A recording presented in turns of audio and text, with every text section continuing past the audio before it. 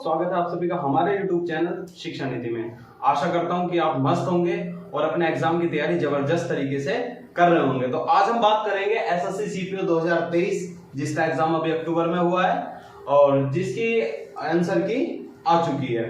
तो उसी के बारे में हमने एक अनुमानित कट ऑफ लेके आए हैं कि जिस किसी भी स्टूडेंट्स के इनके बीच में नंबर है तो वो अपने फिजिकल की तैयारी शुरू कर सकते हैं। देखिए जरा हम अगर बात करें फीमेल की तो अनुमानित कट ऑफ लगाइए कि एससी की जो कट ऑफ है वो 105 से 110 के बीच में आ रही, अनुमान लगाया गया है इसका। और जो मेल है वो 90 से 95। एससी एसटी की अगर बात करूं तो 98 से 103 और मेल की बात करूं तो 89 से 94। इसी तरह से ओबीसी 125 से 130 और मेल 115 से 120, ईडब्ल्यूएस 130 से 135 और मेल 118 से 123। यानी कि अगर जिस किसी भी स्टूडेंट्स के जो नंबर हैं वो अगर इनके बीच में आ रहे हो तो वो अपनी फिजिकल की तैयारी को बिल्कुल जबरदस्त तरीके से शुरू कर दें, क्योंकि फिजिकल भी बस जैसे ही रिजल्ट आएगा उसके कुछ दिन बाद या 15-20 दिन बाद फिजिकल शुरू हो जाएंगे।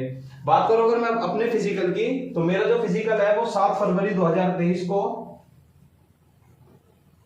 नोएडा सीआईएसएफ में हुआ था, जिसको मैंने क्वालिफाई किया और उसी का एक्सपीरियंस आज आपके सामने शेयर करने जा रहा हूं। तो सबसे पहले अगर हम बात करें फिजिकल में होता क्या है, तो फिजिकल में अगर मैं बात करूं मेल की तो मेल में 100 मीटर की रेस होती है जिसके लिए हमें 16 सेकंड का समय मिलता है और वही रेस अगर फीमेल के लिए हो तो उसे 18 सेकंड का समय दिया जाता है। और मेल में एक रेस होती है 1.6 किलोमीटर की जिसमें समय 6.5 मिनट का होता है और वही समय फीमेल के लिए 800 मीटर की रेस होती है और जिसका समय होता है 4 मिनट का। बात करेंगे लॉन्ग जंप की तो लॉन्ग जंप जो है वो मेल के लिए लगभग 12-13 फीट के आसपास है और फीमेल के लिए 9 फीट, जिसके लिए हमें 3 चांस दिए जाते हैं। अगर आप पहले में क्वालिफाई कर लो तो बहुत अच्छी बात है, वरना 2 चांस आपको और दिए जाते हैं और अगर 2 भी क्वालिफाई नहीं कर पाते तो फिर आप आउट हो जाते हैं। तो इसलिए ये लॉन्ग जंप और हाई जंप की प्रैक्टिस आप करके जाएं, क्योंकि इसमें जो मेरा एक्सपीरियंस था उसमें जो हमारे सामने जो आउट हुआ था वो अधिकतम लड़के लॉन्ग जंप और हाई जंप पे ज्यादा आउट हो रहे थे।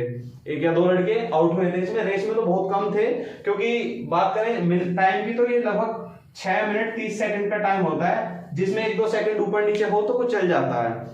तो फीमेल का सिर्फ इतना ही है कि हाई जंप, लॉन्ग जंप और 2 रेस, एक 100 मीटर की और एक 1600 मीटर की। लेकिन जो मेल है उनमें रेस के साथ एक शॉर्ट पुट और होता है। शॉर्ट पुट होता है 16 एलबीपीएस। 16 एलबीपीएस यानी कि लगभग 7.5 किलो का एक गोला होता है जिसको इस तरह से हमसे फेंकने को दिया जाता है, जिसका हमें लगभग 14.9 फीट फेंकना पड़ता है क्वालिफाई करने के लिए। इसके लिए भी हमें 3 चांसेस दिए जाते हैं, 3 चांस में हम क्वालिफाई कर सकते हैं। बात करें अगर हम अपने एक्सपीरियंस की तो हमको सुबह रिपोर्टिंग के लिए बुलाया गया, जिसके बाद हमें गेट से एंट्री हुई और एंट्री के बाद हमें जो है चेस्ट नंबर अलॉट किए गए।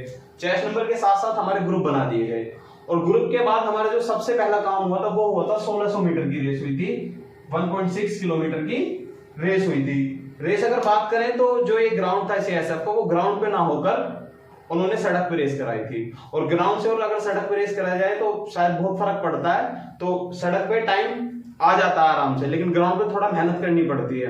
तो इसलिए आप अपनी जो तैयारी करें वो ग्राउंड पे करें और गोल चक्कर में तैयारी करें, क्योंकि अगर आप ग्राउंड पे तैयारी करेंगे तो आप फिर आपसे रेस चाहे सड़क पे लगवा ले चाहे ग्राउंड पे लगवा ले, आप कर पाएंगे आराम से।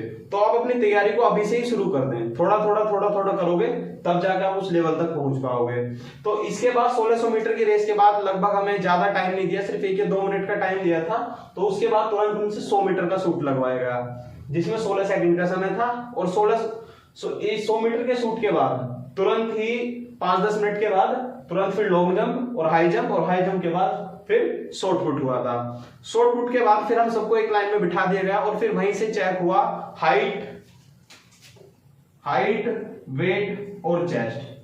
चेस्ट में भी वेट में भी बहुत कम आउट हो रहे थे, जो बहुत ही ज्यादा ओवरवेट था वो ज्यादा आउट हो रहे थे। तो कृपया करके अगर जिस किसी का वेट थोड़ा अप डाउन हो तो वो थोड़ा क्लियर कर ले, क्योंकि जिसका वेट ज्यादा है वो नहीं पाता, जिसका कम है वो तो चल जाता है। और बात करें चेस्ट की तो चेस्ट में भी कोई आउट नहीं था वैसे, लेकिन अगर किसी की कम है तो प्लीज थोड़ा सा उसको इंक्रीज कर ले और थोड़ा 5 सेंटीमीटर का जो फुलाव होता है उस पर विशेष ध्यान दें। जब आप अपनी चेस्ट को नपवाएं तो बिल्कुल नॉर्मली खड़े हो, बिल्कुल नॉर्मली।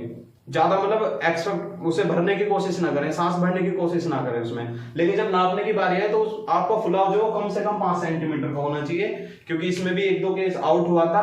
कोशिश तो उनकी यही थी कि कोई आउट ना हो, लेकिन फिर भी जिससे हो ही नहीं पा रहा था उनको आउट किया गया था इसमें। तो आपसे रिक्वेस्ट है कि आप इसकी भी तैयारी पहले से ही करके चलें, जिससे आपको वहां पे किसी भी तरह की समस्या का सामना ना करना पड़े। इस फिजिकल के बाद, इन सब चीज के बाद फिर हमें एक मतलब प्रमाण पत्र दिया गया, जिसपे हमारे जो उसमें लिखा गया कि यू आर क्वालिफाइंग पैट। तो ये हुआ था एसएससी सीपीओ के फिजिकल में। तो आशा करता हूं आपको ये जानकारी अच्छी लगी होगी, और अगर किसी भी चीज के बारे में आप जानकारी लेना चाहते हैं एसएससी सीपीओ से रिलेटेड, तो आप कमेंट में लिख सकते हैं। मिलते हैं अगली वीडियो में। जय हिंद, जय भारत।